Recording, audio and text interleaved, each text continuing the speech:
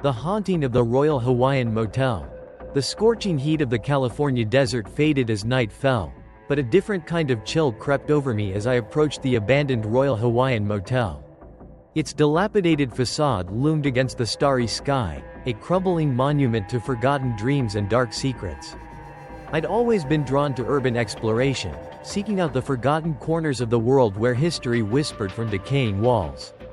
But something about this place felt different. As I stepped out of my car, the silence pressed in around me, broken only by the crunch of gravel under my feet. The motel sprawled before me, a maze of weathered buildings and overgrown pathways. Half-open doors swung gently in the night breeze, inviting me into their shadowy depths. Graffiti covered nearly every surface, a chaotic tapestry of rebellion and despair. I flicked on my flashlight, its beam cutting through the darkness like a knife. The empty swimming pool yawned at my feet, its once blue surface now a canvas of spray-painted obscenities. As I played my light across the upper walkways, I caught glimpses of shattered windows and doors hanging askew on rusted hinges. The air was thick with the musty scent of decay, tinged with something acrid I couldn't quite place. I steeled my nerves and began my exploration, carefully picking my way through the detritus of abandoned lives. Each room told a silent story: overturned furniture, moldering mattresses, personal belongings left behind in haste. I found myself wondering about the people who had passed through here. What circumstances had brought them to this remote outpost, and what had driven them away? As I delved deeper into the motel's labyrinth, an uneasy feeling began to creep over me. The hairs on the back of my neck stood up, and I couldn't shake the sensation of being watched. I paused, straining my ears against the oppressive silence. That's when I heard it, a soft, barely audible sound coming from somewhere above me. A voice, I realized with a start. Female, distant, and filled with a despair that made my blood run cold. Instinct took over, and I quickly ducked into a nearby room, extinguishing my flashlight. My heart pounded in my chest as I pressed myself against the wall, struggling to control my breathing. I waited, listening intently for any sign of approach. After what felt like an eternity, I dared to turn my light back on. The room I'd chosen as refuge was like all the others, abandoned, filthy, and covered in graffiti. But as I swept my beam across the walls, something caught my eye. Amidst the usual tags and crude drawings, a single phrase stood out, scrawled in what looked disturbingly like dried blood. "She never sleeps." A crash from above jolted me back to reality. Without thinking, I found myself drawn towards the sound, climbing the creaking stairs to the upper level. The rational part of my mind screamed at me to turn back, to flee this godforsaken place. But a morbid curiosity propelled me forward. I moved down the walkway, checking each room as I passed. Most were in similar states of decay, but as I neared the end of the row, I began to hear a rhythmic thumping sound. Thump. 2 seconds of silence. Thump. 2 seconds of silence. My flashlight beam fell on the last door, and the thumping abruptly stopped. "Hello?" I called out, my voice sounding impossibly loud in the stillness. "I'm just an explorer. I don't mean any harm." Silence. Slowly, cautiously, I approached the door. The smell hit me first, a noxious combination of human waste and something far worse. I gagged, fighting the urge to vomit as I peered into the room. In the dim light, I could just make out a hunched figure against the far wall. As my eyes adjusted, horror washed over me. It was a woman, or what was left of one. Her skin was deathly pale, stretched taut over protruding bones. Matted hair hung in clumps around her face, partially obscuring features twisted into a rictus of agony. But it was her eyes that truly terrified me, wide, unblinking, and filled with a madness that seemed to reach out and claw at my very soul. As our gazes met, her jaw dropped open, revealing blackened teeth and a tongue coated in a sickly yellow substance. With a speed that should have been impossible for her emaciated frame, she lunged at me. I caught a glimpse of a forehead caked with dried blood before I turned and ran, her inhuman shrieks echoing behind me. I flew down the stairs, not daring to look back as I heard her pursuit. My lungs burned as I sprinted across the parking lot, her screams growing fainter but no less terrifying. I threw myself into my car, fumbling with the keys as I glanced in the rearview mirror. She stood at the edge of the motel property, her skeletal form silhouetted against the moonlight. As I peeled away, tires squealing on the asphalt, her screams faded into the night. But the image of those mad, hungry eyes stayed with me, haunting my dreams for months to come. I never returned to the Royal Hawaiian Motel, but I often wonder about the tortured soul I encountered there. Was she a former guest, driven to madness by some unspeakable trauma? Or something far older and more sinister, a malevolent spirit that fed on the despair and desolation of that forsaken place? Whatever the truth, one thing is certain: some abandoned places are better left unexplored, their secrets buried beneath the dust of forgotten years. The nightmare at Bryce Hospital. The excitement of teenage rebellion pulsed through our veins as we set out on our illicit road trip. 4 of us, myself, my friend, and 2 cousins, piled into the car, our laughter and chatter masking the undercurrent of nervousness we all felt. Our destination: the abandoned Bryce Hospital, a decaying monument to a darker era of psychiatric care.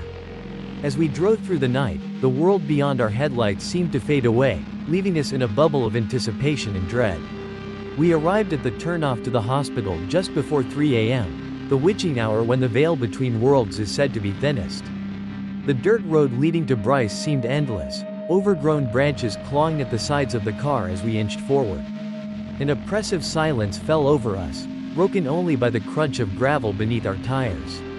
When we finally emerged into the clearing where the hospital stood, the sight before us stole our breath away. Bryce Hospital loomed against the star-studded sky, a behemoth of crumbling brick and broken windows. Moonlight glinted off shards of glass, creating the unsettling illusion of eyes watching our approach. The once grand entrance was choked with vines, nature reclaiming what man had abandoned. We sat in the car for several long minutes, each of us wrestling with our own doubts and fears.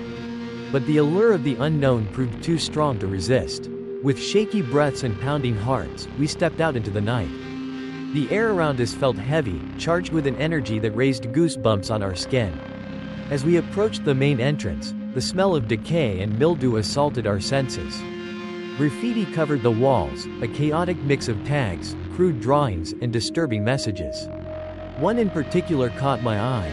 The screams never stopped, sending a shiver down my spine. We made our way inside, our flashlight beams dancing across peeling wallpaper and debris-strewn floors. Every creaking floorboard and distant echo had us jumping, our imaginations running wild with visions of ghostly patients and sadistic orderlies.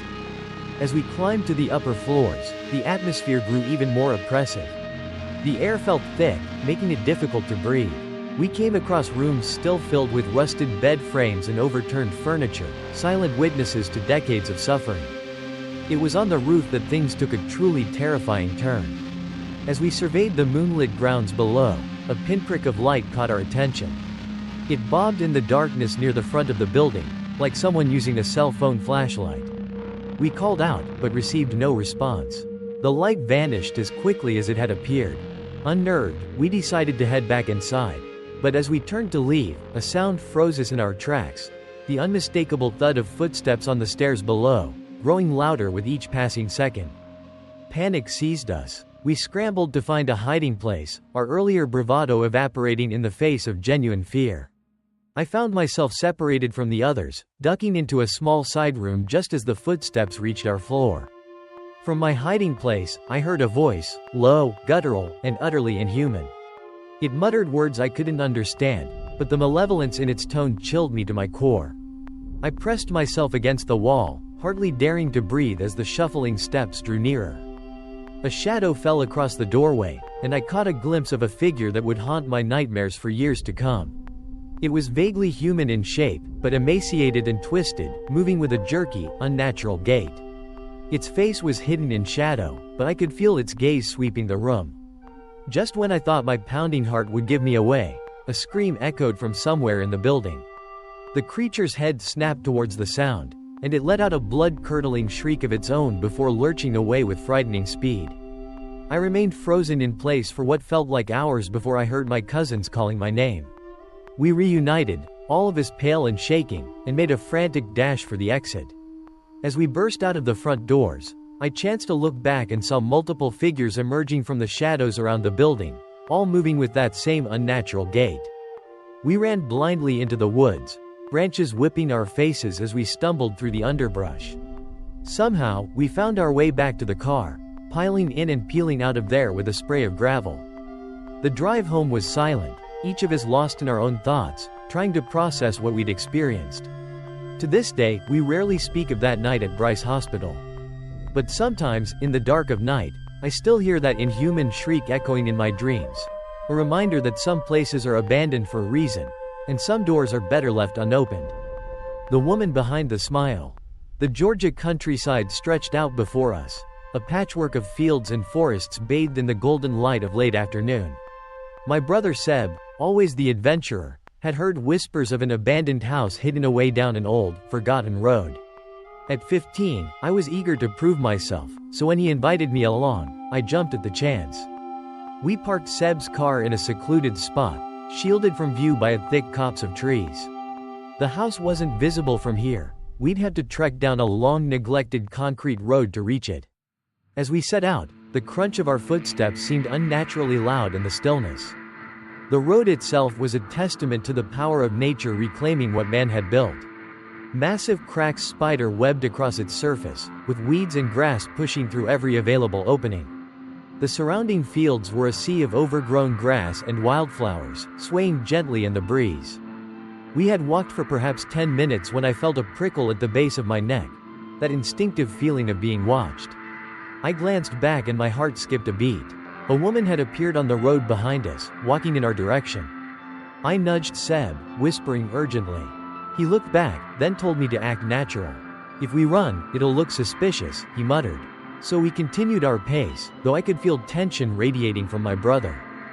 The woman drew closer, and I risked another glance. She walked with her hands clasped behind her back, a serene smile playing across her lips. There was something off about that smile, something that made my skin crawl. Lovely day today, isn't it? Her voice carried clearly across the distance between us, unnaturally cheery. Seb and I mumbled agreement, exchanging uneasy glances. She was much closer now, close enough that I could see the glassy sheen in her eyes, the slightly too wide set of her smile. Just as she was about to overtake us, she spoke again. I have to go to bed now. The incongruity of the statement, delivered in that same cheerful tone as the sun still hung high in the sky, sent a chill down my spine. Seb, his voice tight with forced politeness, wished her a good day. Without any further acknowledgement, we quickened our pace. I fought the urge to look back, focusing instead on the rhythm of our footsteps on the cracked concrete. When we finally dared to check behind us again, the woman had vanished. The road stretched out empty in both directions, with no sign of where she could have gone. The only possibility was that she had veered off into the dense woods that lined the road, a thought that was somehow even more unsettling than her presence had been. Shaken but determined, we pressed on towards our original goal. The abandoned house soon came into view, its weathered facade a stark contrast to the lush greenery that threatened to engulf it. We entered through a broken window, careful to avoid the jagged shards of glass that still clung to the frame. Inside, it was as if time had stopped. Furniture stood draped in sheets, family photos still hung on walls, and personal belongings lay scattered about as if their owners had simply vanished mid-task. The kitchen was a time capsule of domestic life interrupted. Opening the refrigerator was a mistake.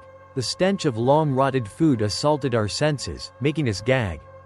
As we explored the first floor, an uneasy feeling began to grow in the pit of my stomach. Every creak of the floorboards, every rustle of wind through broken windows, set my nerves on edge. I couldn't shake the feeling that we weren't alone. That feeling intensified as we descended into the basement. The air was thick with dust and the musty smell of decay. Papers and debris littered the floor, crunching beneath our feet with every step. A loud thump from upstairs made us both freeze. We stood in tense silence, straining our ears for any further sound. After a long moment, Seb laughed nervously, attributing the noise to the settling of the old house. But I could see the doubt in his eyes. We ascended the stairs to the second floor, our flashlight beams cutting through the gloom. At the top of the stairs, a bathroom stood directly ahead, while a hallway stretched to our left. Seb moved ahead of me, peering into the first bedroom. I was about to follow when he suddenly said my name, his voice tight with fear. I stepped into the hallway and felt my blood turn to ice. There, at the end of the hall, stood the woman from the road. She was facing a bed, her hands still clasped behind her back, that unnerving smile still fixed on her face. Slowly, she turned to face us. "Do you want to see what's behind my back?" she asked, her voice filled with a childlike glee that was terrifyingly out of place. Seb screamed, shoving me towards the stairs. We ran, our feet barely touching the steps as we flew down them and out of the house. I couldn't help but look back as we fled, half expecting to see her in one of the upstairs windows. But the house stood silent and empty behind us. We didn't stop running until we reached the car, our lungs burning and legs aching. As Seb drove us home, we tried to make sense of what we'd seen. Was she some local eccentric? An escaped mental patient? Or something far more sinister? To this day, I'm haunted by unanswered questions. What was she holding behind her back? Had she been following us the entire time? And perhaps most chillingly, how did she get to the house before us, when we never saw her pass us on the road? I've never returned to that abandoned house, and I've lost my taste for urban exploration. Some mysteries, I've learned, are better left unsolved. But on quiet nights, I still sometimes dream of that woman and her unnervingly cheerful smile, forever asking if I want to see what's behind her back.